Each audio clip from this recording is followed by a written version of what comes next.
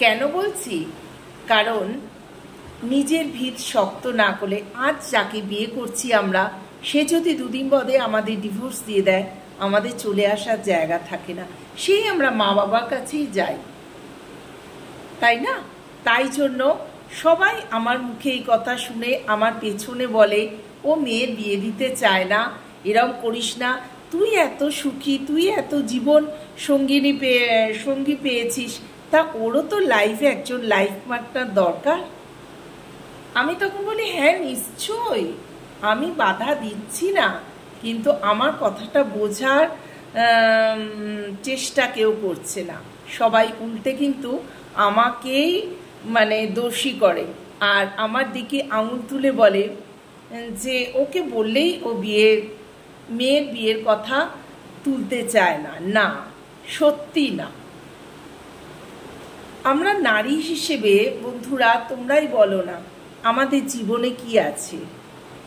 হ্যাঁ, অনেকে ভালো আছে, আমরাও ভালো আছি, কিন্তু না, আমরা পড়াশোনা করে এসে সকাল থেকে সন্ধে পর্যন্ত রান্নাঘর, ঝ্যাঁটা ন্যাতা, খুব বাস্তব কথা বলছি, হাসবে না বন্ধুরা তোমরা।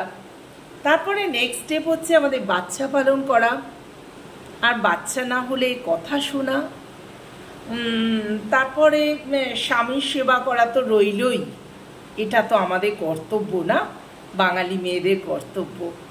সব কিছু মিলে আমাদের জীবনটা, বন্ধুরা বলো তো তোমরা, কীরকম ভাবে আমরা চালাই আমাদের জীবনটা। এখন আমার রিয়েলাইজ হয়, আগে ভাবার সময় ছিল না, এখন মাথার ভেতরে এইসব কথা আসে। আবার বলছি, এটা আমার কথা হচ্ছে না, এটা সব মানুষের, সব মহিলার কথা হচ্ছে। আমার সামনে দেখা কিছু মানুষের কথা আমি তুলে ধরছি, দিন রাত পরিশ্রম করছে, তাদের হাজবেন্ডরা শুধু নিজেদের কাজ নিয়ে ব্যস্ত আছে, আর উদয়স্ত পরিশ্রম করছে ওয়াইফরা।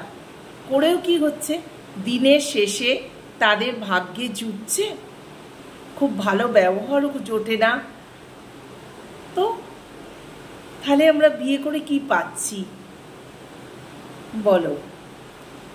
আর ভুল বোঝো না কিন্তু আমাকে, আমি এই বিয়ের ব্যাপারে আবার বলছি বন্ধুরা, আমি কিন্তু এগেনস্টে নয়, কারণ আমাদের একজন লাইফ পার্টনার দরকার জীবন চালাতে গেলে, এটা কিন্তু আমি মানি, কিন্তু সেই লাইফ পার্টনার যে ঠিকঠাক হবে, সে যে তোমায় খুব ভালোবাসবে, এটা কি ঠিক?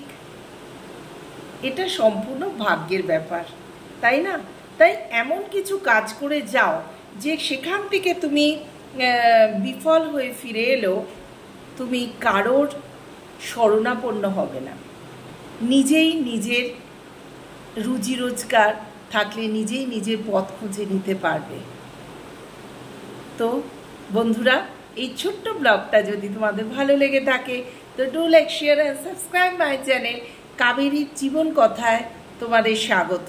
আমি মাঝে মাঝেই চলে আসব কাবেরীর মনের কথায়, ছোট্ট একটা ব্লগ নিয়ে।